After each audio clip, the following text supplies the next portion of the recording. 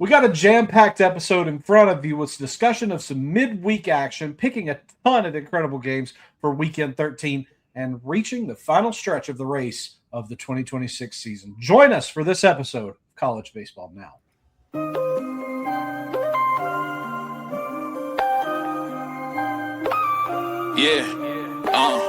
Ain't no problems, there won't problem with me, no. Let me talk to the chat. They know I was gone for a minute, had to BRB. Had to grab a couple wins with I DID. They sleeping on the kid, I had to do it BIG. I can never be average, and they want a problem with the boy, they don't want no static. I don't need your cosign running with God. Wanna test that, tell them what's happening. Took control, run the game. Best believe I'm shining, dog. Counting in my wins, yeah, I love it when they count me out. Off the leash, of the chain, boy, I've been a dog. Best believe I run the game, you know I'm in control of y'all. It's like magic, believe I want that static. Yeah, it's like magic, believe I want that static. Yeah, it's like magic, believe I want that static. Beat them up, knock them out. They really don't want no static.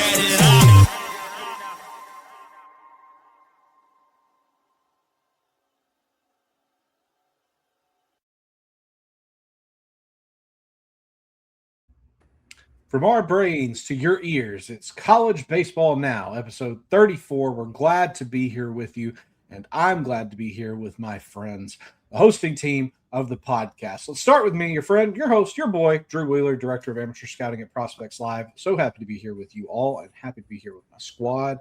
All of us are here.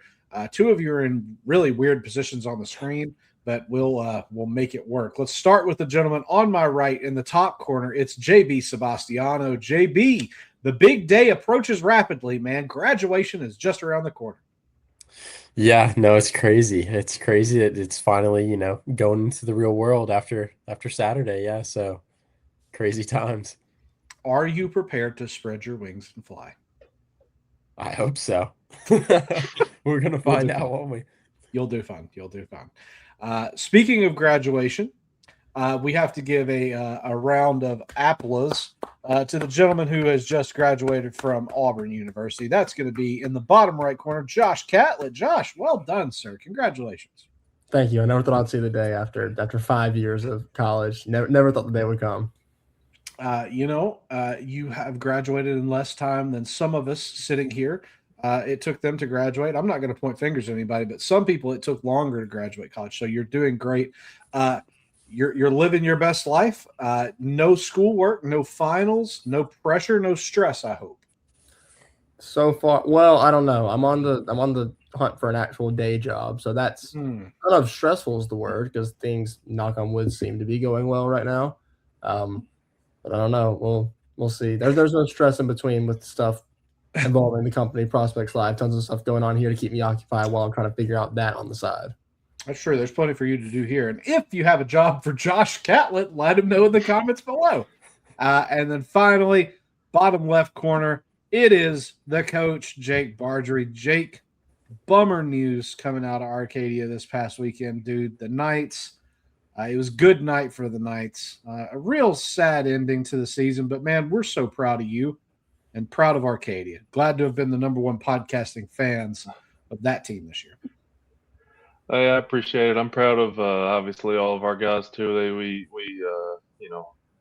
had injuries, guys get sick, and all that kinds of stuff, and won a lot of games this year. I'm really proud to have been a part of it. And it's been didn't end obviously the way that we wanted it to end, but it's very rare to go out on a win. Only one team in the country really gets to do that, but so I'm happy with the year that we had. It was a success. Yeah, absolutely. We will certainly miss several talented players from that team.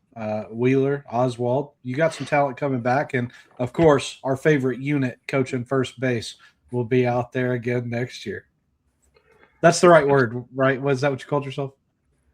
That's what I looked like in that one clip when I had like 17 layers on and the wind was blowing 25 miles an hour. And I looked like a unit.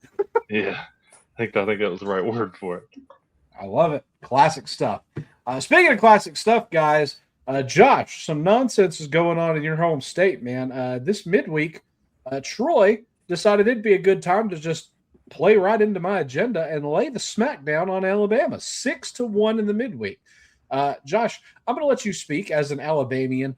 Exactly what happened in this game? Yeah, I mean, Troy's pitching was just on fire. Shutting down that Bama lineup better than most people have, although they've been struggling a little bit lately. Dylan Alonso was probably the best guy from Troy in this game. JUCO transfer in relief. Didn't allow a single run in two and a third innings on 4 strikeouts. The Bama lineup just went cold, it seemed like, and it's a midweek game. You know, they're trying to fight for a host spot, and so they would like games like this, but ultimately it's not the end of the world. Guys like Brennan Holt went 0 for 4, 2 strikeouts. Bryce Fowler 0 for 4. I mean, I think the bigger takeaway from this is this really helps Troy's postseason hopes. They are sneakily 58 in the RPI right now, 2 games back from third place in the Sun Belt. I mean, like Jake and I just finished doing our bracketology, and we discussed Troy for a little bit. I mean, they're ultimately next 4 out, you know, like first 10, 12 teams out of the field, but I mean, they still ultimately have a losing record, and the fact they're even in that conversation is big. I think I've seen them in the conversation for a decent amount of people. I don't know if they'll get up there, because having that bad of a record in a mid-major conference ultimately is probably not going to be enough for you. But at the end of the day, I think that the fact they're even back in this conversation is about what we thought they would be like before the season started, and it's good to see that offense putting things together. Definitely. And plus, if Troy is to make it to the postseason, that's just money in anybody's pocket that said Troy was an Omaha 8 team this year. I'm going to assume that was you. It was one of the 4 of us. I thought it was me or you won, Josh. It might have been me. Well, hey, in that case, hey, I money had in my DBU, pocket. All right, I had DBU, I had Arizona. We don't need to talk about the Omaha 8 draft. It's rough for me. Coming next week, we're reviewing the Omaha 8 draft. Please no. Please no. Jake, Josh was just really leading into it. You guys did just finish bracketology. I say just like it wasn't 3.5 hours ago. We did just get our evening yap on. But a couple hours ago, you guys finished bracketology for the week. I'm curious, man, tell us about what Alabama's looking at right now in you guys' most recent bracketology, and what was the logic behind them? As Josh said, they're hoping for a hosting spot, but I don't know, man. This Bama team has kind of picked an odd time to look kind of traditionally bipolar for the SEC, I'll say.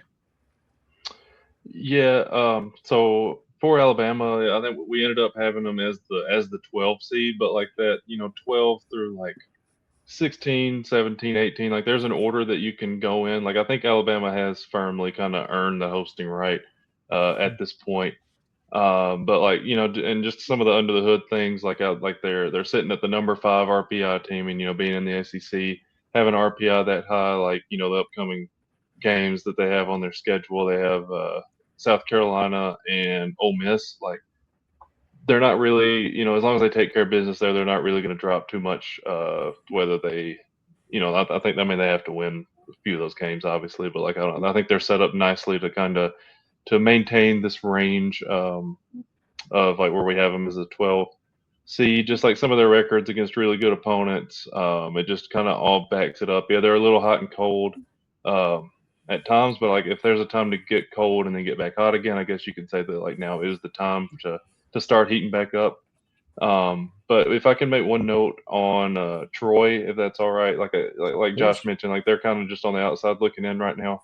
It's more just that overall record. But I think it kind of seems like heading into this game, they kind of realized that like, we have a chance. Like we have to get our record up, but like, we have a chance of getting this at large because, we're playing good ball at the right time. And like we look at this at midweeks at times of some of these mid-major teams playing some of these power conference teams. Like Troy threw like their guys, like Matt Dill, I think had like is the guy that they pitched that has like the lowest amount of innings on this Troy team. He's still got like 20, 25 innings this year for him. Like Ellingsworth, Crutchfeld, and Josh talked about Alonzo, Thigpen. All these guys are like weekend relievers that pitch a lot, and I think they're kind of realizing like, we need this win. Like we have a chance to get in as an at-large if we can.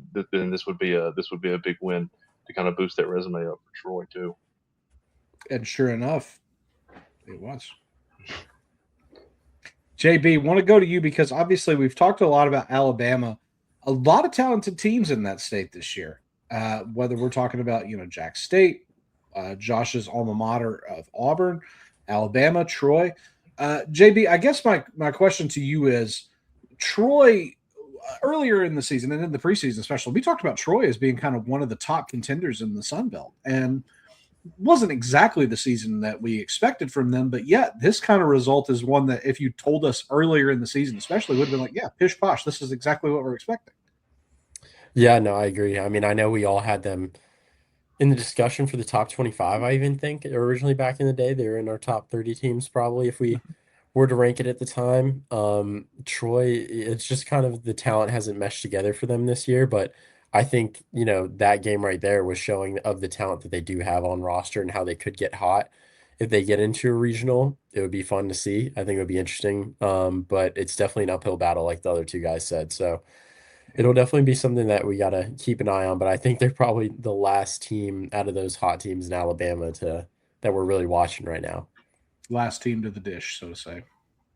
Yeah, for sure. We'll see how scrappy the runs are. JB, want to stick with you to talk about a game a little closer to you. Clemson and Coastal Carolina. A lot of C's on the scoreboard for that one. But Clemson put up a W while Coastal was stuck with an L, if we're going to keep to the alphabetical theme. Clemson took an 8-4 victory over Coastal. I did not see this one coming, JB. I'm going to go ahead and tell you. I think Clemson is kind of a deceptive team where, as I start to think, maybe they're not that bad, they'll drop something or look just terrible on the field. And then when I think, Clemson's just trash, they'll turn around and look really strong. Would the real Clemson please stand up, JB? That's my question. Yeah, Clemson's been a very bipolar team this season. I think, they played very poorly in ACC play. But Coastal Carolina, they have been very, very, very good recently. And as we saw against UNC just a week ago, they looked on point. So it was definitely shocking to me. Horn and Lynch, who came out of the back of the pen, kind of got roughed up. Both of them went 1 1/3, gave up 2 and 1 earned run each. Jackson Smollett, who's their midweek guy, gave up 3. Kind of just a more letdown from the pitching staff, I'd say, from Coastal, and Clemson's guys really stepped up. So it's definitely a big win for them right now that they really needed to stay in the hunt, to say the least. Yeah, I'm certainly with you there. Jake, want to bounce back to you talking about Coastal. JB really did a great job leading us into here. Coastal has played on fire lately. I mean, they're a top 10 team for us as of right now, I believe at number 9, if I'm not mistaken. Jake, Coastal losing this game, we've talked about it all season long. Obviously, you can't overreact to a midweek loss, especially to a power conference Clemson team who is talented. Like we said, deceptively so. But now that the RPI is being looked at a little more, we're starting to see some weather cancellations. We're starting to see some outright cancellations as well. But Jake, Coastal, no need to panic here, right? We're still pretty firmly in the driver's seat for a hosting spot, right? Yeah, I do think so. Regardless of this loss to Clemson, they've earned that right to be in the hosting spot. I think me and Josh had them as the 13th seed, just above what was it? Just above Alabama. That we just talked about. Like they're 19-5 conference play. I mean, they're taking care of business against good teams. And just to straight up answer your question, I'm not too concerned about it. They beat Clemson earlier in the year, and Clemson just kind of got them back here. But I'm not. This does not raise any concerns for me. But one note about the game, though, shout out Jackson Smollett and the other starter for Clemson, Danny Nelson, both freshmen this year, both from like my area. Danny Nelson, Hershey, PA, Jackson Smollett's a Jersey kid, so that was cool to see those two that I've kind of seen off and on over the last couple of years grow up and get to play against each other in college. So it was pretty fun. That is really cool. I gotta love those personal ties, man. That is really sick that they pitched against each other in a midweek game that we're chatting about here. They made it, Mama. They've made it. College Baseball Now is talking about us. Josh, want to go to you here to talk about Clemson. Obviously, let's kind of flip the script. Coastal, this isn't affecting them much, but kind of to piggyback off of what we talked about at the last game, Troy benefits from this win over a team with a really substantial RPI in Alabama. I think the same could be said for Clemson, no? For sure. I mean, it's kind of weird because it's the opposite from the other series or the other game that the mid-major team usually is the one that benefits from these midweeks, and the power conference teams don't care, but it's the exact opposite here. But it's a weird situation because Clemson came into the year as a top 25 team, similarly to Troy, or Troy wasn't ranked, but they were ranked maybe in our poll. They were close regardless. But now Clemson, last in the ACC, sneakily number 37 in the RPI, though. I mean, you didn't expect this at all a couple weeks ago. I mean, before this past weekend against Boston College, they had won only one of their last 7 series, and that being against Stanford. So that's not really the best thing in the world.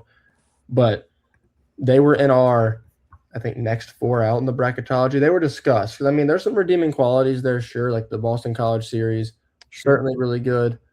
But at the end of the day, they're 11-19 in quad 1 and quad 2 combined with an 8-10 road record. Not really good enough to get it. Not really good enough to cut it. They don't really have any bad losses, but I mean, overall, just the resume is rough. They haven't done much in ACC play, so it's going to take a lot for them to get into the big dance as an at-large. Probably an uphill battle at this point.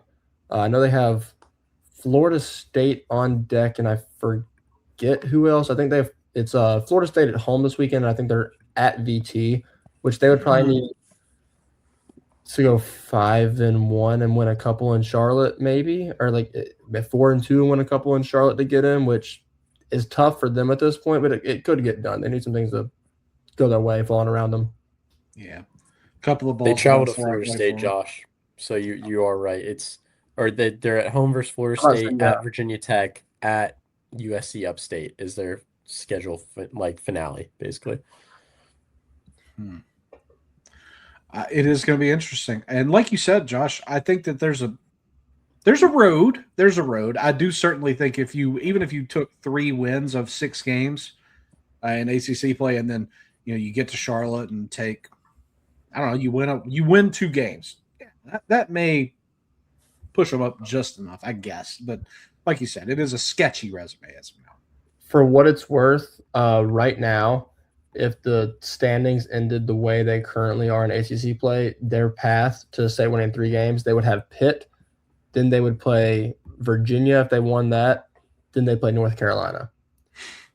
So not exactly easy. I mean, I think Pitt was our first team out of the field, actually, and then Virginia's a 2 seed. Carolina's a top 4 overall solidified seed at this point. So those would be good wins.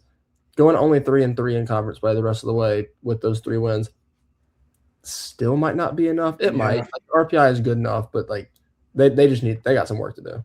It's to solidify it as they're making the dance. I definitely get you though, Josh, and I think we're all on the same page on Clemson.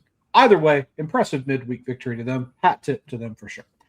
Josh, while we're with you, let's go ahead and talk about last weekend of Pick'em, because it was an interesting one. I know you weren't here. We didn't have several of us. It was an odd week, but Quinn joined us and put on a very strong performance. But Josh, I'm getting into your boat. Walk us through Pick'em, sir. I would absolutely love to, because for the first time all year, someone went 7-1 or better on the week, and that someone was yours truly. So this is my favorite topic of the week. I was a walk-off win in Fayetteville away from going 8-0, and I'm still salty about that, but that's okay. The best a guest has done this year by far, Quinn went 6-2. Got the overall guest record up to 12-12, so they're 500 now. The rest of you all went 5-3. So now I'm 55-40 on the year, 2 games up on Drew. Drew is 4 games up on Jake and JB, who are tied at 49-46. And our guests, like I said, are 12-12. So, well, positively on the guest perspective, them being 50% only it still puts them in 4th place here, but they're at least a much more respectable percentage. Yeah. That 6-10 just staring us in the face for like a month wasn't very true, but shout out Quinn. We're good now. A big shout out to Quinn for jumping in and saying, "Hold up, let me fix this." And hopefully we'll get another episode from the guests to hopefully raise that percentage a little bit more. But Josh, incredible job. You had messaged us earlier in this week about the games this weekend, and I think you did a great job picking them. I do want to go ahead and start breaking down this slate of games, starting with one in the Big Ten. Am I going to get any pushback for saying this is the 2 best teams in the Big Ten? across. Just y'all can shake your heads. Yes, no. Is there any pushback to that? JB, go ahead. You shook your head, and let's start with you first. I don't know. So. I mean, Nebraska's in there too. It's Nebraska and Oregon, how you want to call it. Oregon did beat Nebraska in a series at home. So, you can use that as the tiebreaker if you'd like. I think it's like 50. I think they're a coin flip, but yeah, it's a respectable like top 2 matchup, I'd say, yeah. I think if you're going based on who you think is the most talented team in the league, like if you're Vegas making lines like who's favored in games tomorrow or whatever, I think Oregon's 2, but I think Nebraska has the best resume right now, and they beat Oregon head-to-head in the series. And who has the second best RPI behind UCLA? It's USC, who still doesn't have a quad 1 win. Jake and I were talking about this earlier. Have you ever seen a team in the top 10 of the RPI this late in the year with no quad 1 wins? It just doesn't happen. But the numbers are the numbers. So I think talent-wise, yeah, it's probably Oregon. But resume and metrics might tell you third or fourth is in the picture. Oregon won that series, Josh. Between who? Them and Nebraska. I don't think – Jake, did we look at the I just looked it up. They did. Oregon won. I swear. Yeah, it was in Oregon. It was in Eugene. That's why I made that comment, and you made me feel crazy when you said that right now. I was like, wait a second. I'm right? Man, All right. I already gaslighting aside. I got to go back and fix that graphic now. Come on now. Well, while you're fixing that graphic, Josh, Jake, I do want to go to you and ask the same question I've asked these boys. Oregon's second best team in the Big Ten, or are you going to push back as well? I mean, there's an argument there, and I mean, I would probably say yes. I mean, especially here recently, like Oregon's looked like really good.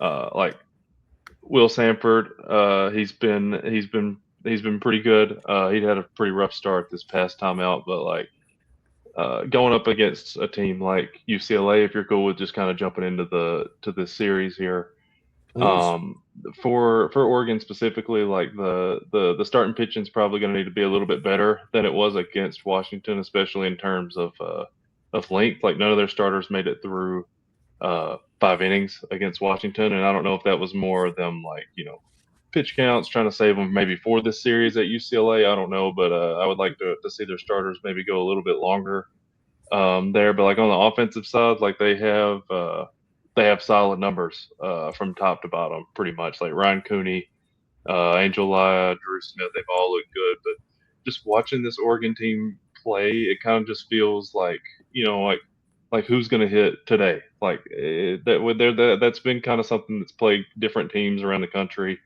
But like who's gonna hit today? Like I mentioned, like Cooney, Laya, Smith, they've kind of been really consistent this year, and they looked good last weekend as well. But like the consistency in the lineup is something that's really just gonna have to be there this weekend. Obviously, going into UCLA, that's just something that we're gonna need to see a little bit more of from Oregon. Well, Jake, let's stick with you then and talk about your pick for Oregon UCLA this weekend. I am going to pick UCLA, just simply like they're just the standard right now in the Big Ten. I mean, they're 24-0. Obviously, haven't lost a game yet. The offense, especially like that top 7 in their lineup, I'd put up against just about anybody in the country. I just need to see it. I need to see somebody knock them off before I'm going to pick against UCLA right now. So that's who it's going to be. JB, want to go to you. Oregon, UCLA. Curious where you're leaning here, pal. I'm going to take UCLA, but I will say that I think this is probably where UCLA drops their first Big Ten game. I think they win the series, but I think it's in a 2-1 fashion. I don't know if they sweep, but that would have been an interesting side bet for us to take. Is are they going to sweep? Jake, are they going to sweep? I mean, it's hard to say no. I mean, I could see Oregon taking one though for sure. It's not set in stone that they're going to sweep, but I don't think I'd throw any real money on it that they're going to sweep Oregon. Gotcha, Josh. I'm assuming you're going to go Bruins as well. I am. And then, what's your take on our side bet act? I mean, it's hard to say that UCLA is going to drop a game at this point. They haven't. They haven't lost to a Power 5 team or a Power 4 team, sorry, all year. Oregon's probably the best they've played to this point, unless I'm forgetting somebody. So, or I guess Mississippi State in that one game. But I think it's very possible that they sweep and they just finish Big Ten play 30-0, which is just an incomprehensible number, but it's very in play here. So I'm gonna. It may seem like I'm kind of championing Oregon through this discussion. I'm not. I still am very firmly in kind of the what is Oregon bandwagon. I'll take UCLA and I'll take the sweep. I feel really strong about them just keeping it up here. But JB, if there was going to be a spot for them to lose a Big Ten game, I do like kind of where you're like this is it, right? Yeah, Washington next week ain't going to do it. I don't think so. I think this is where they lose a Big Ten game if they do. Here's the thing. I think Jake said it earlier this year about there's no such thing as a 5 or 6 run homer. But if Jackson Hotchkiss can figure that much out, there may be a shot. But otherwise, I just don't see it happening either. Josh, want to go to you here to talk about a university which you have just graduated from. Your Tigers are going to be traveling to Starkville to take on Mississippi State. That's going to be a top 10 matchup for us, for any respectable outlet in the country. Yours truly, I'm going to be there for the Friday game. I'm looking forward to seeing it. I'm curious, what's your thoughts on this one? What's the big game plan for Auburn if you had to sit these boys down and set them straight? Yeah, there's a couple big storylines following this one. One that just actually hit waves today. Typically, that series starts on Thursday. So Friday being game 2, you'd probably expect to see Jake Marciano at this point. That is not the case. You will see Andreas Alvarez this week because Auburn is switching up the rotation and is flipping Marciano and Alvarez in games 1 and 2, probably as a result of recently things haven't been going too great for Andreas. He has a 6.19 ERA in his last 3 games. I had said, I don't know if it was on here or just off record, that he's had some really good batted ball luck early in the year. And I felt like the regression was coming in a sense, and it has seemed to come. It might regress to the mean a little bit this weekend, although that's not the lineup you want to try and get right against. But nonetheless, Marciano has a 3.60 ERA and 9.6 Ks per 9 in that same stretch of 3 games. So he's been doing a little bit better, but still not as good as he was early in the year too. It's still an elite pitching rotation. Leads the country in walks per 9. That's been the same thing that BT has been hammering home since August, is we're going to throw strikes this year, and boy, have they done it. We'll see if things work out switching the rotation. The offense finally really putting it together. It's been really great to see. They have 8.5 runs per game in their last 15, which is way, way better than they were for the majority of the season prior to this.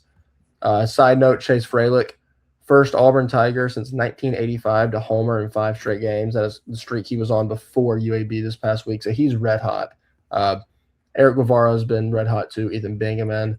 All those guys have seemed to be stepping it up, and we'll see if it translates to Starkville. That is arguably the toughest environment to play in the country, but how many straight series at this point? Like 4 straight series? I don't know. Auburn's won a lot of straight series in a row. Before the year even started, we looked at the schedule and we said, wow, that back half is a gauntlet in the SEC, and Auburn is 6-3 in that back half so far. So not too shabby if you want to cement yourself as a team that could be a national seed. They've looked very strong. Can't argue with you.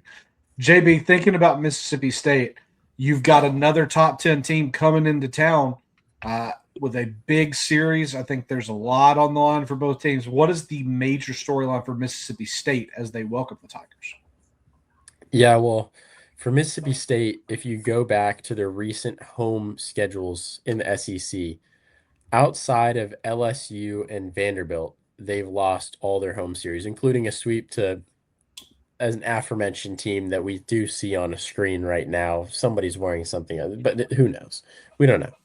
But yeah, the last time they had a big matchup like this, though, against UGA, it also did not go down well, and they got swept at home, which was not a great look.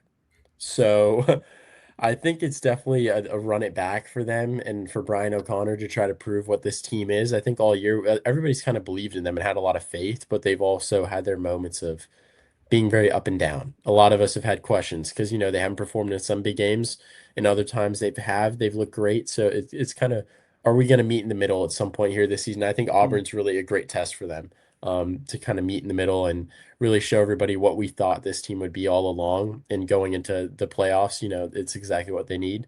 And Auburn, on the other hand, is one of the hotter teams in the country, just like Josh was mentioning a minute ago. So it'll definitely be a tough test, I think, for Mississippi State. It is going to be. I think you're absolutely right. Jake, any notes on specific players for either squad who you think really need to show up and almost not put the team on their back, but a big performance, a big weekend out of these guys would certainly help either team?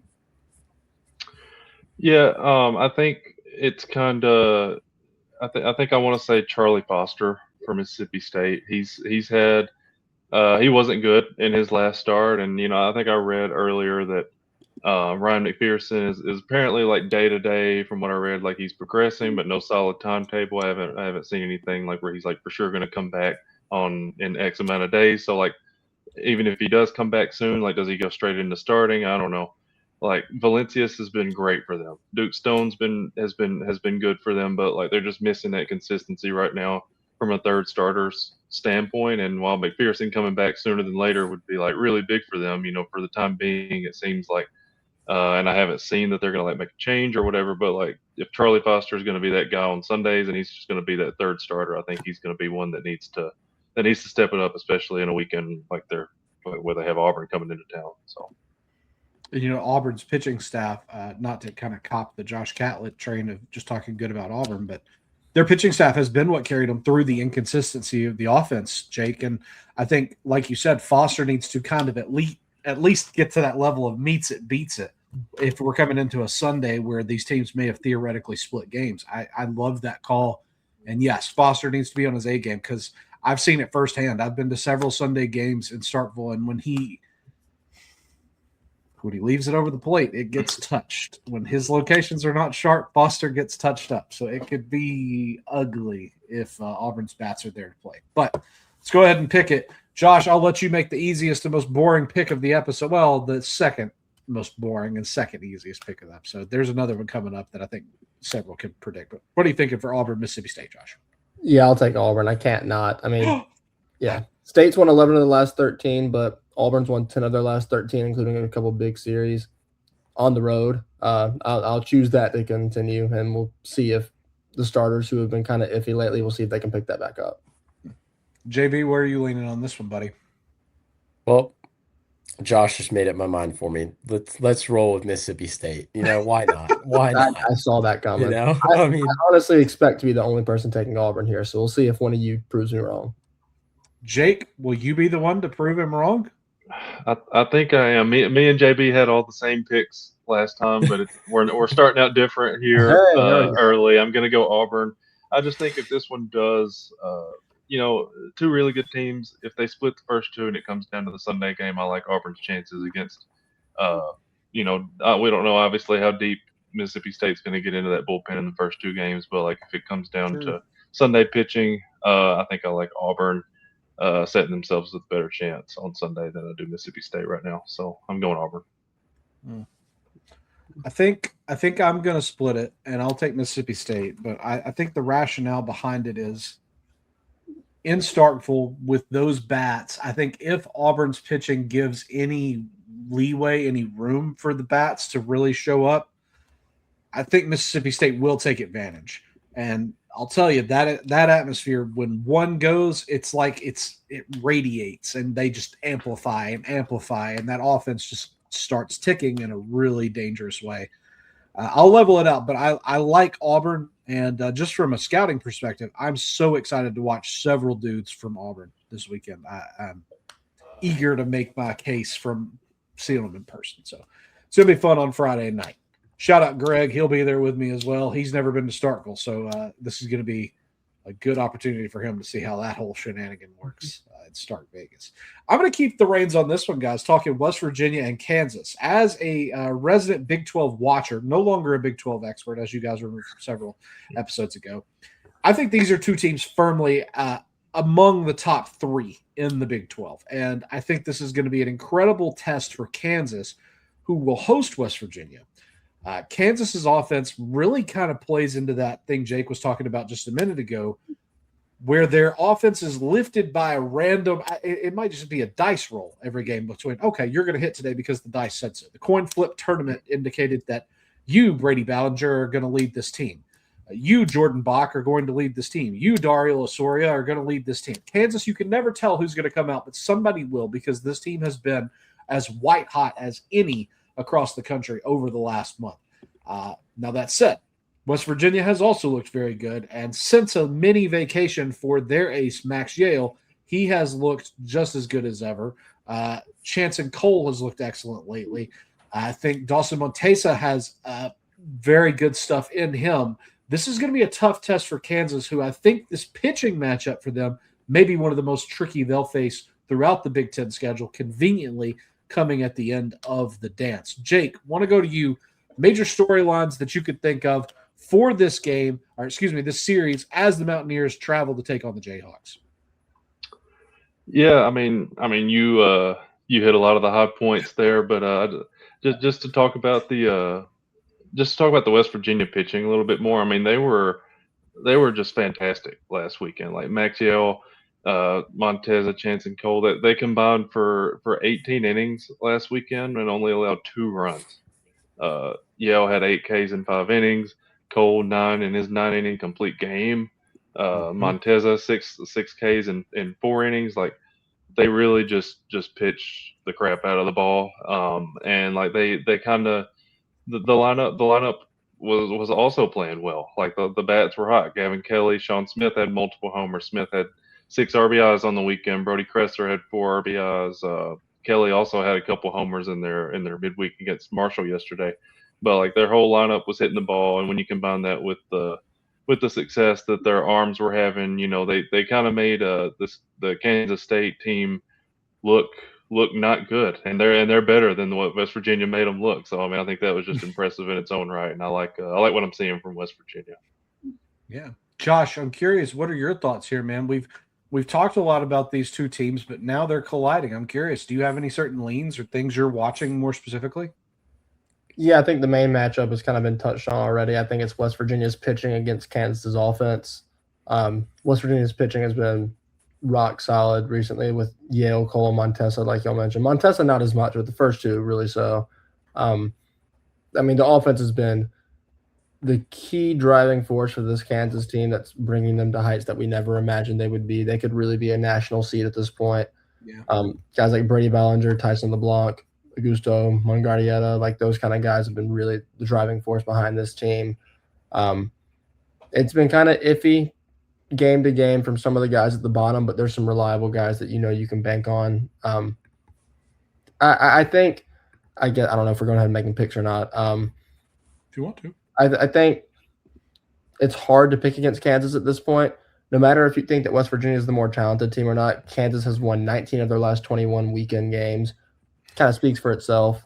At home, that's a really underrated, or actually at this point, it's kind of getting the publicity it deserves. About, you know, it's one of those things where so many people say it's underrated to the point where it's not anymore. Yeah, great home atmosphere in Lawrence. Can't wait for a regional to be there because that's going to be awesome. There's always a great student section there. So whoever gets I don't want to say the privilege of going there because it won't be fun to play that team, but whichever fan bases get the privilege of going to Lawrence and experiencing that, I envy you.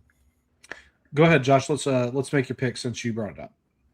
I'll take Kansas. I mean, it's hard to pick against them at this point. I feel like I said, it's until they show me that they can lose a series against one of these top-notch teams, not really going to pick against them. West Virginia also tends to falter against the top tier of the Big 12, except for Arizona State. They kind of beat up on the worst teams, and they've kind of struggled against the better teams. So I'll pick that to continue on the road. JB, I want to go to you. If you could pick one player in this whole series who needs to stand out for their team, who would you pick and why? And then on the back of that, let's get your pick for this series. Yeah, I'm probably going to go with I'll go with Brady Ballinger. I think it's because, you know, he hasn't necessarily lived up to everything that a lot of people have built him up to this year, for sure.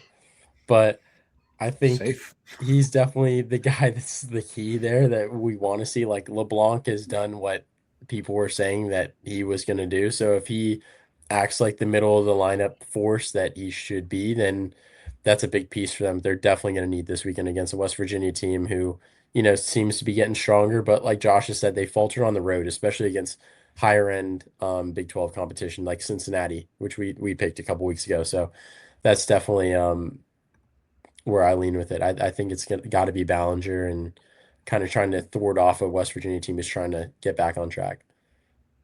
And what about your pick, buddy? What are you thinking for this series? I'm going to go. I think I have to go Kansas. As much as I want to go take another swing here, I think I have to go Kansas just from my thought process on it. They got 4 guys over 10 homers in the lineup right now, which is super impressive. I just think it's hard to pick against them right now with how they've been playing. Jake, that brings us to you, my fellow Big 12 enjoyer. What are you thinking for this one, buddy? Yeah, I have in my notes this was just going to be a game time decision for me. I wanted us to kind of hash it all out, and then I would decide later. And I think playing the game a little bit, I'm behind right now. I'm gonna go West Virginia, and that's not just like a cop out. I'm searching for points. Like I think this is not like a crazy reach here. West Virginia's good. They're a really good team. They have the pitching. I talked about them just a minute ago with the bats and how well they played against Kansas State. Like I think Kansas obviously has a better staff overall, and they're playing crazy good at home right now. But like I think West Virginia going in there and winning that series wouldn't necessarily shock anybody. So I'm gonna go with the Mountaineers. This is tough. My heart wants to pick West Virginia. My head needs to pick Kansas. I'm going to pick Kansas, but I'll tell you what my actual prediction for this series is. I think Max Yale gives these boys their first loss on a Friday. I think Kansas comes out pissed game 2 and 3, and takes it 2-1. This is going to be my official selection. But I think, and I want to pick West Virginia so bad, Jake, but we've got, I'm going Kansas. I'm going Kansas. Got to stick with my gut. Here. Okay. Jake, do you want to go back to you here? Texas A&M and Ole Miss. Two teams who are, again, in the thick of it here. 2 of the better teams in the SEC. Curious what you think the lead storyline behind this game is going to be for these 2 powerhouses looking for another big series win. Yeah, so I'll talk about Ole Miss. Like starting with Hunter Elliott. Like he wasn't very effective in his start last weekend. Cade Townsend's been really good for him. He's got a 3.5 ERA across his 7 SEC starts. The bullpen also has some things to clean up as well. It wasn't their best performance last weekend. On offense for Ole Miss, Judd Utermark, Will Furnace, and Colin Reuter, who kind of came out of nowhere last weekend, had a really strong series. But I guess just to highlight one name, it's Tristan Becerra. I think he was not good. He was 0 for 12, 5 strikeouts, and he's been as the season as a whole, he's been Ole Miss's kind of best player at times. At times he's pushing for the Golden Spikes consideration at the beginning of the year with those non-conference stats, and he's just a guy that Ole Miss really needs to play well. I feel like we talk about it all the time on here, but like the way that Alabama needs Justin LeBron, I don't think it's that drastic, but like Tristan Becerra, he's the name in this lineup. He's the biggest hitter. He's the biggest threat, and they need him to at least be better than he was last week, and they can't have another 0 for 12 out of him. I think that's a very safe way to put it, Jake, and I'm with you. Josh, some people have said that Tristan Becerra is the poor man's Logan Hughes. Famously, some people have said that. And I know you're a big Logan Hughes fan, so I think you would agree with Jake's sentiment that Becerra's got to get back on that horse if Ole Miss is going to make any impact here. Even in Oxford, though, Josh, I'm struggling to think of any reason not to go with this hyper-powered A&M offense. And I'm curious, can you talk me off of this ledge, Josh? What's Ole Miss got to do to really sell me here?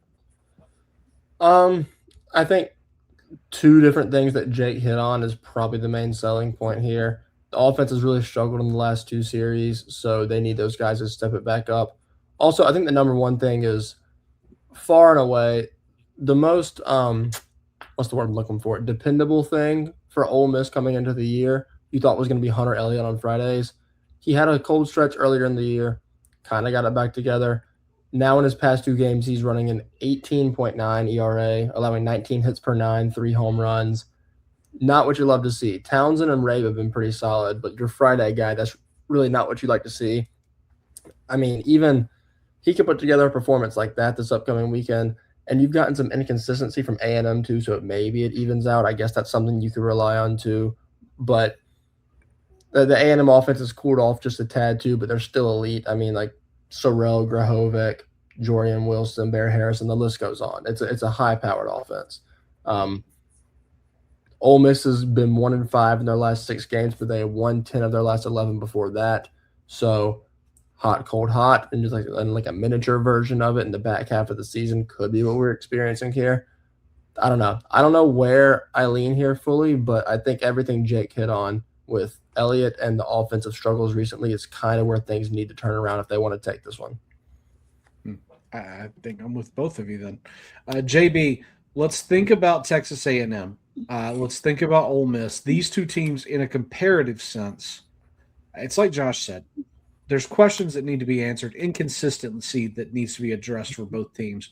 JB, in your brain, which is going to be the easier set of inconsistency to address for these teams? And then as you answer that, I'd love to get your pick for this series. Yeah, for me, I think it's the pitching is what faltered for both of them a weekend ago, and specifically on Friday. It was Shane Sadow for Texas A&M, who went an inning, and Hunter Elliott, who only went 3 and gave up 6 as well, I believe. So both of those guys are really the two that need to turn it around. I think it's a lot easier to see Hunter Elliott turning it around at home than for Shane Sadow. I mean, it's a big test. You have to go on the road. Ole Miss is not an easy environment either. He's the guy that obviously he's coming off with like Tommy John surgery. So, I mean, obviously he's far removed from it, but it's still tough. It's just your first year back, you're building up. I think definitely Hunter Elliott's the guy I'm more confident in with that. And see, I've said this all season long that I'd never pick against somebody here, but it's making the game aspect, like Jake said, is making me want to, in a sense. So I think I'm going to take Ole Miss here because I don't think anybody else is going to do it. I'm going to take Ole Miss. I think them being at home, like we talked about, I think that's a big thing. I think the pitching's been good for them. A&M, it's kind of been more of an inconsistency, even though their back 2 guys have been great for them. So I'm going to rock with Ole Miss here, and we'll see how it goes. I appreciate the gamesmanship. Josh, JB's got Ole Miss on the board. He said he's going to be the only one. Is that correct thus far? I don't agree that it's going to be the only one. I think one of the other 2 of you is going to take Ole Miss, but I am going to take A&M. I was thinking about this earlier today and couldn't make up my mind. I am ultimately going to go with A&M just because I trust that offense way more than I trust the Ole Miss pitching staff, and those seem to be the 2 strengths of the team as a whole, or the starting rotation at least for Ole Miss. Yeah, I mean, like Swayze Field's a tough place to go into and win, but home field hasn't been as impactful this year in SEC series as previously, it seems like. So I'm going to hope that continues. Jake, it's on us then. JB said he feels like he's going to be the only Ole Miss fan to support them this weekend in this series. Jake, where are you leaning, sir? I'm gonna pick A&M. Both of these teams have, we've already talked about all of it. They have inconsistencies. Like A&M's pitching's been inconsistent. Ole Miss's pitching at times has been inconsistent. Their offense is inconsistent right now. But if there's one thing that we can count on, it's that A&M is going to hit the ball. They're top 2 in the conference in pretty much every offensive stat. They can just hit teams to death, and they've proven that they can out-hit the poor pitching that they've gotten at times out of their starters. So I'm just going to bank on A&M's bat staying hot, and they're just going to outscore Ole Miss in the end. Oh, JB, I want to do it. I don't mind being left out high and dry. It gives me an opportunity to make up some points here. Now that makes me feel bad when you say high and dry. That makes me feel guilty. I am going to take A&M, but I think that I'm going from the opposite of you, JB. I need to play the game in the sense that I can't let Josh separate too much. I have to take my shots where I know I can take them. And I'm already going to have to take one very deep shot later in the show. So I'm gonna go A&M, but I love the idea of Ole Miss getting it done at home. We'll see what happens. Jake, want to go to you, buddy, to walk us through one of your mid-major matchups of the week, Louisiana Tech and Liberty. I'd love, first of all, Jake, if you could walk me through where both of these teams fall on the most recent mid-major top 30, and then give us the storyline of the game of the series for these two squads. Yeah, so La Tech, they dropped to 22 on the list after they lost last weekend, but Liberty is maintaining. They're staying in the top 5. They're at number 4, and they've earned that right to be in the conversation of being one of the top 4 or 5 mid-major teams in the country. But just going into this series, it's back-to-back pick'ems where we get to talk about La Tech, and I'm all for it. After beating Missouri State, there were only a couple of things going their way last weekend from taking that series from DBU, but unfortunately it didn't happen and they ended up losing. But their starting pitching kind of let them down a little bit outside of like Declan Dahl, who was fantastic on Friday, but Colby Lunsford, Colton Coates, Matt Houston were all really good at the plate for them last weekend. Trey Halsey's been another bat that's been really good for them this season, but for Liberty, they're 18-6 in CUSA play, and they've been consistently one of the best teams in this conference all year long. Tanner Marsh, Jordan Jaffe, Nick Barone have really been getting it done at the plate for them.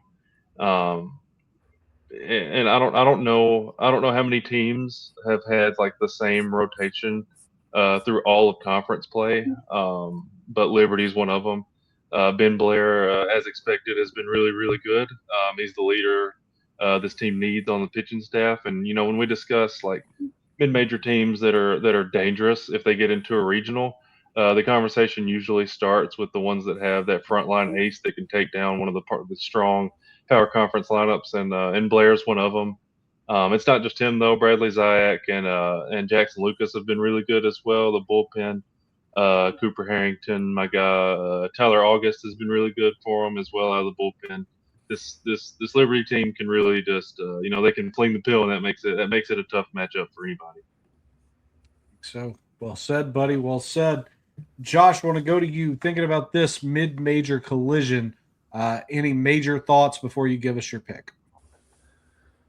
It's all about conference tournament seeding for La Tech at this point. They're number 4 in CUSA right now. But the way that conference tournament's set up, it's in pods, I'm pretty sure, and you want to be one of the best teams in your 4 pods. Not having to play one of the more difficult ones matched up, whoever the 5th seed would be in that. The pitching has been the driving force for this team, kind of like Jake mentioned, Declan Dahl, Hudson Rowan. Great guy out of the bullpen, Thomas Allen. He's a freshman, running a 2.70 ERA, 44 strikeouts to 9 walks. Really promising stuff to see there from a freshman. I think the big story is Liberty, though, considering that's a team that's probably going to end up being like a 2 seed. They're two games back in the Conference USA right now, but 2 games up on 3rd place. Number 25 in the RPI right now. Really promising from a conference like this. They're 18-12 in quads 1 and 2 combined. Really good to see how they play against the top level competition there. The offense is heating up for them recently, but this is a tough matchup to go up against the La Tech pitching. So we'll see. Something's going to give here. Jake, let's bounce back to you. I meant to have you make your selection while you were talking. So go ahead. Louisiana Tech, Liberty. What are you thinking?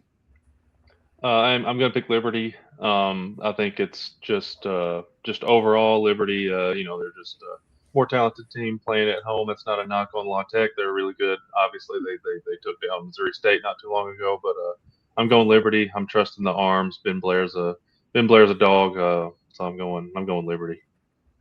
And Josh, your pick, sir. I'm going Liberty too. I feel like this is probably the most obvious sweep on the board. As many good things as you can say about La Tech right now, Liberty's still top 2 team in that conference, top 3 depending who you talk to. I think it's pretty clear here that them at home, it seems like they're going to get it done.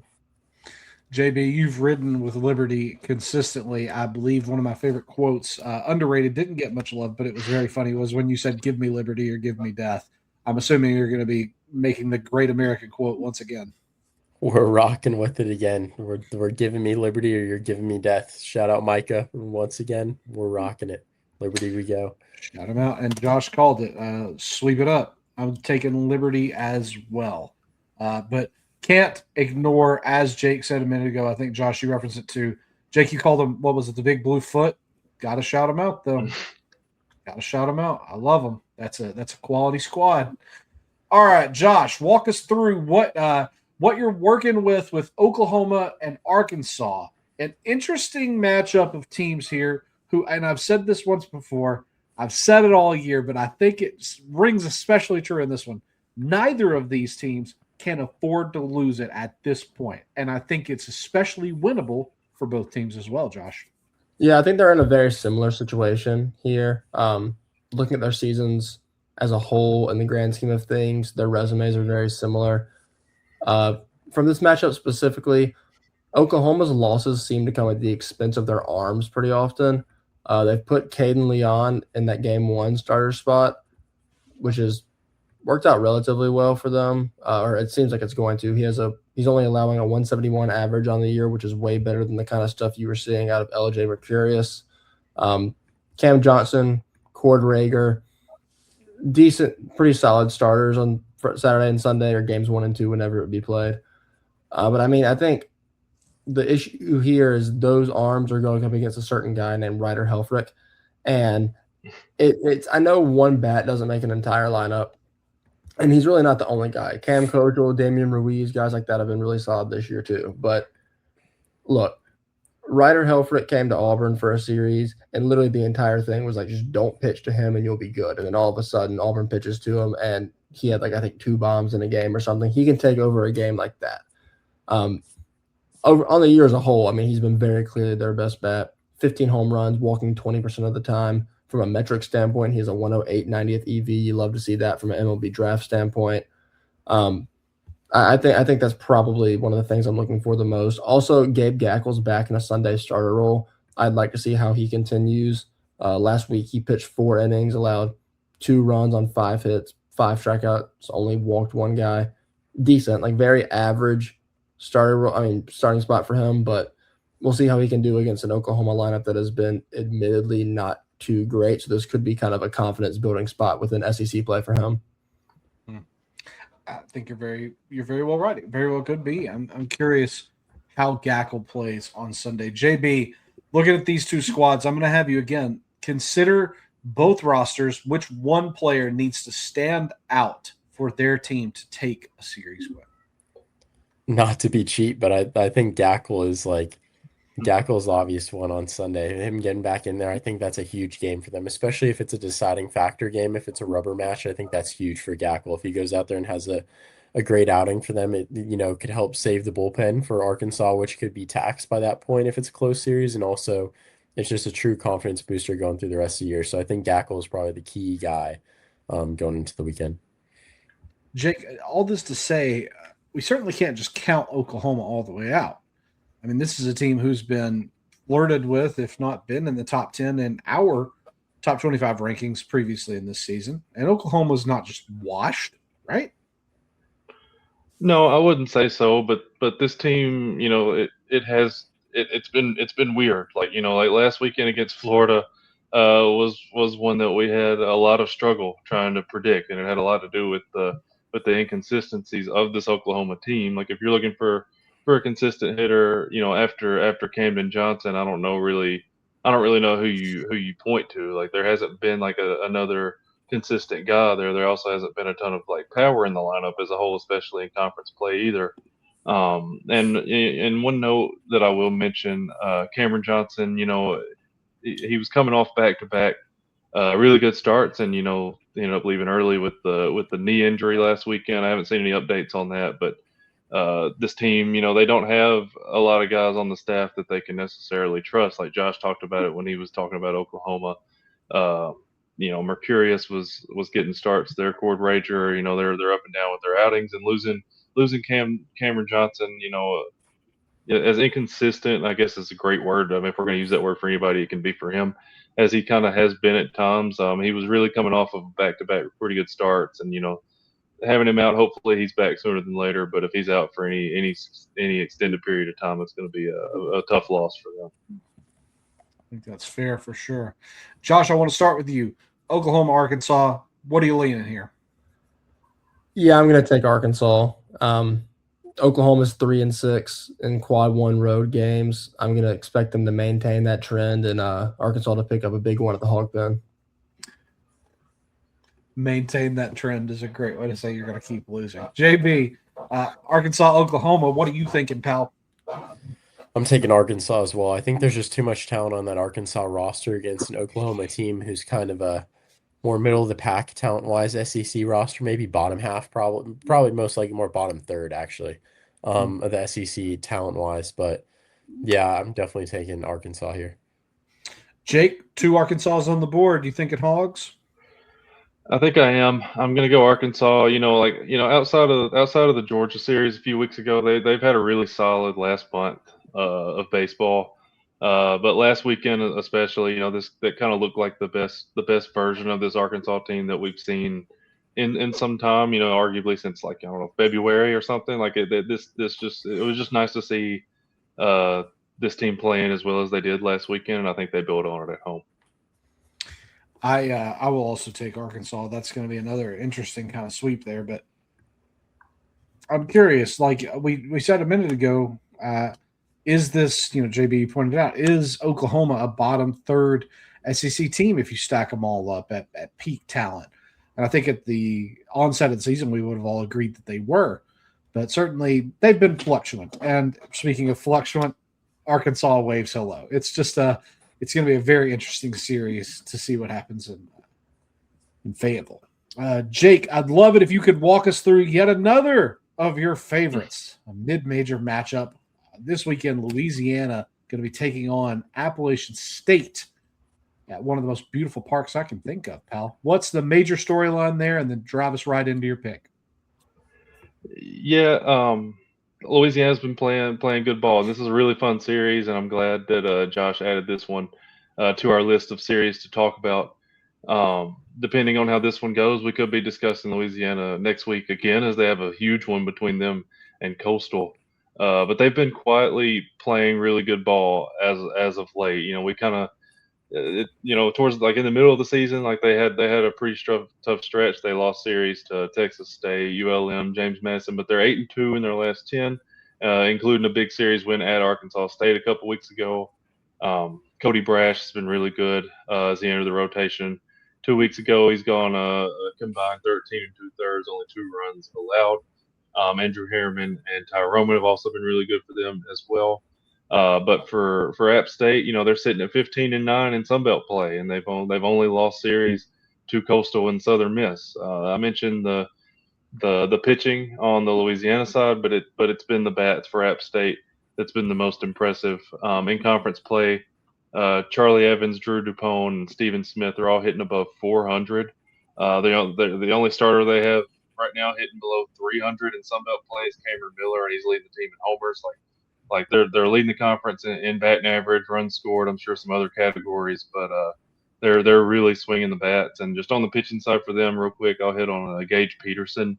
12 starts, 68 innings, 88 Ks, like 3.18 ERA. He's really good for him as well. Regardless, though, this is going to be a series where it's probably mostly pitching and defense on the Louisiana side, and a lot of offense coming from the App State side, and it's going to be fun to watch them two go at it.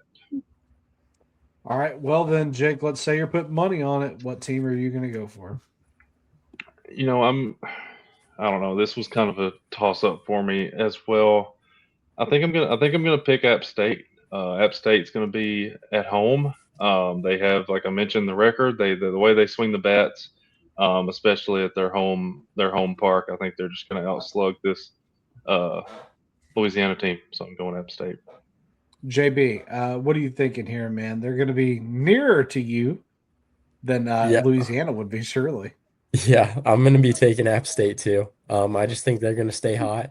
Just like Jake mentioned, I mean, they played really well, especially against teams that aren't the top 2 teams most likely in the Sun Belt. So I'm going to rock with App State here. Josh, 2 App States on the board. What are you leaning? Yeah, I really did not expect this to go like this. I am going to take App State too, and I really didn't think it'd be a sweep like this. They are third in the Sun Belt. They've won every Sun Belt series besides Coastal and Southern Miss. But, those are uphill battles to win. I do want to say I would appreciate if Jake would stop taking all of my top talking points. Literally every single point that I was going to make Jake hit on. To add on to what he said, though, App State leads the Sun Belt in batting average, OPS, doubles, and runs per game. So pretty solid stats. They're 100 in the RPI, though, which is really weird to be third in this conference and be 100 in the RPI. But their non-con is so weak that I think that's what's dragging that down. They've backed it up in league play, so I think they'll continue to do that. Also, side note, I think Louisiana might win Friday because I am pretty fond of Cody Brash, at least from he's got a nice mid-90s fastball pairs with the slider that's been producing a lot of whiff and a lot of punch-outs in the Sun Belt. So I think that he matches up way better than Nick Dorito does against the lineup. So I think I'll take – if I can be really specific, I think Louisiana could win on Friday, but App State takes the next two. Taking the Drew method and giving us the full kit and caboodle. I like it. I want to take Louisiana so badly. I want to. I can't, but I want to. So I'm going to say that before I take the coward drop and give us a fourth sweep. I was about to say, we got to get some diversity here. I really wanted to, but I just couldn't. And Josh, since we're with you, who better than you to walk us through the final series? Texas going to be on Rocky Top taking on Tennessee. And Josh, what's the storyline of this game? I mean, I can think of someone better to lead us through this series than me, and it's probably the two Tennessee fans. But I'll talk about it a little bit. Let's see. I'll touch on some Texas points first. I mean, they've been stringing together some series wins, but not really convincingly, if we're being honest. They've been taking two, dropping one pretty consistently. I think that could get them in some scary situations this weekend. Offense goes cold about once every 3 games. That tends to be why that happens. Dylan Volantis is the main point here, though. They moved him to game 1. He is running a 1.87 ERA on the year in 62 2/3 innings, striking out 36% of guys and getting a 60% ground ball rate. That's just ridiculous stuff in the SEC. So we'll see if that continues.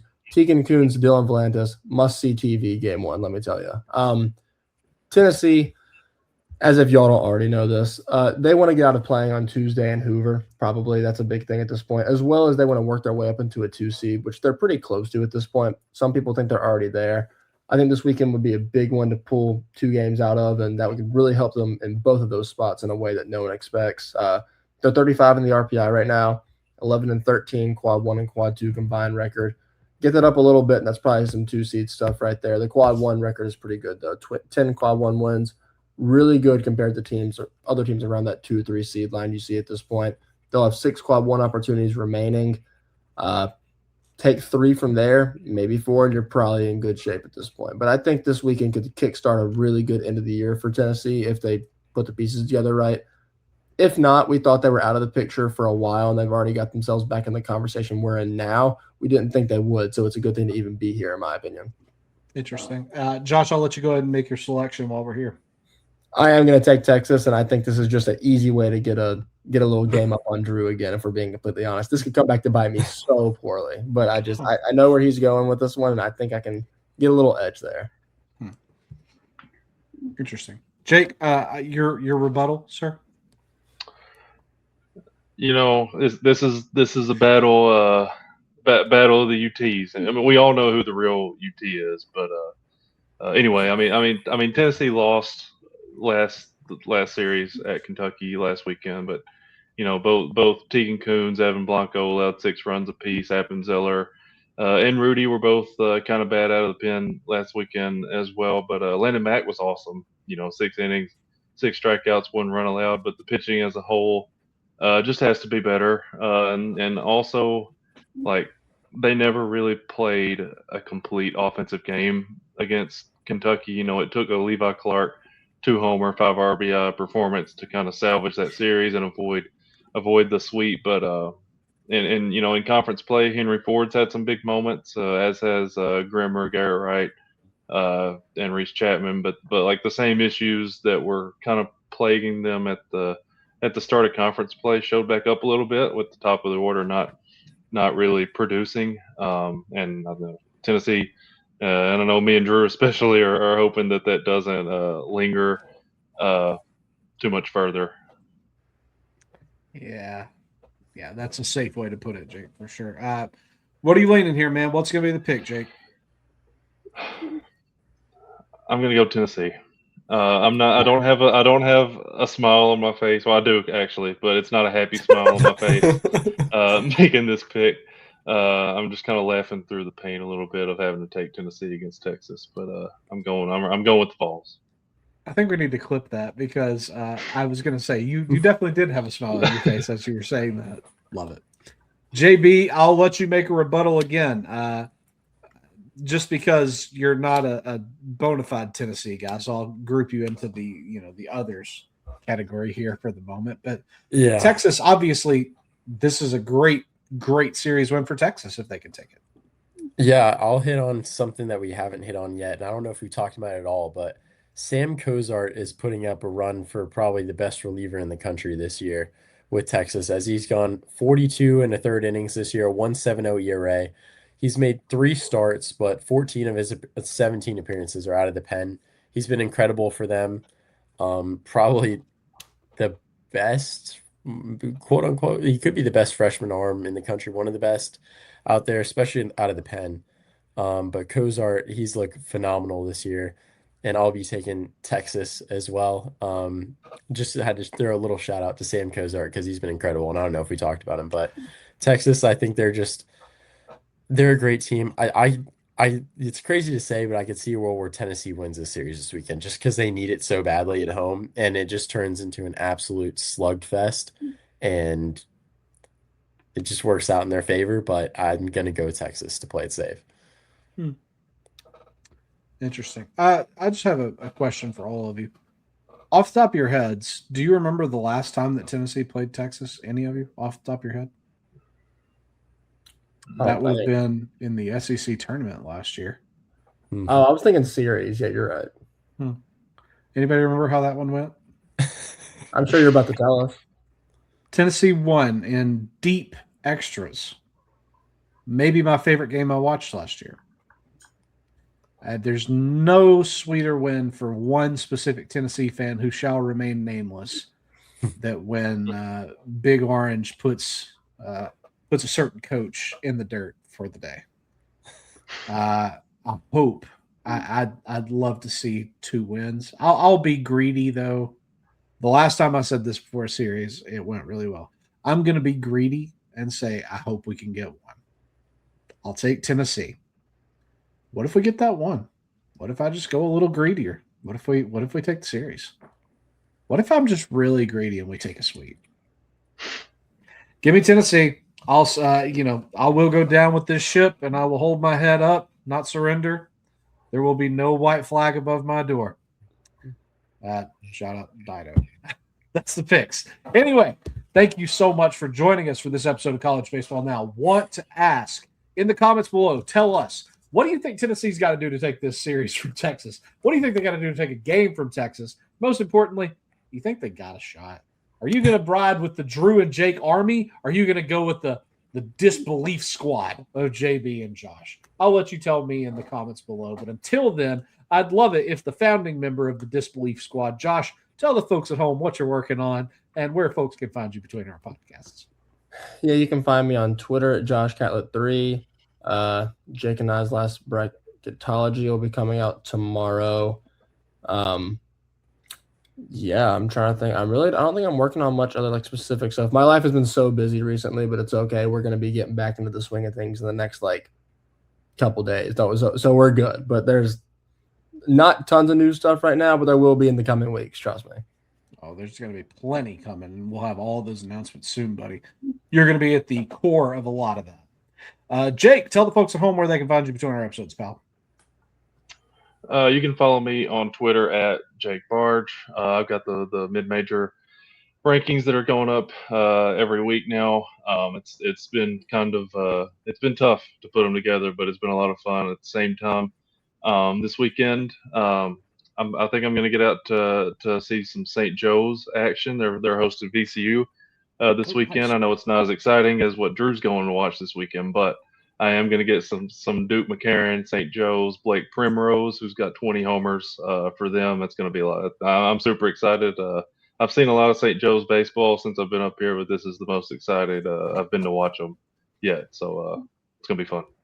I'm so hyped to get your opinion on Blake Primrose. I started doing a little bit of research for a Twitter thread I'm going to do here soon, and Primrose is all over it. So excited to get the report on him. JB, you've got some important stuff coming up between our episodes, and this is actually, if I'm not mistaken, going to be your last episode for a little bit. So tell the folks what you're working on, what you're going to be up to, and where they can find you until you grace us with your return. Yeah, it's at JB_Sebastiano on Twitter. With graduation coming around comes said graduation trip, and I will be going to Europe for a little bit. So I'll catch you guys on the flip side after I get back at the 30th, whenever the next episode would be after the 30th. So yeah, it'll be a little bit, but I look forward to being back on the pod once I'm back and getting some stories. So yeah, absolutely, man. If you're interested in following me between our episodes, you may do so on the Twitter machine, on Instagram, on Blue Sky, at Drew is okay. Would love to interact with you there.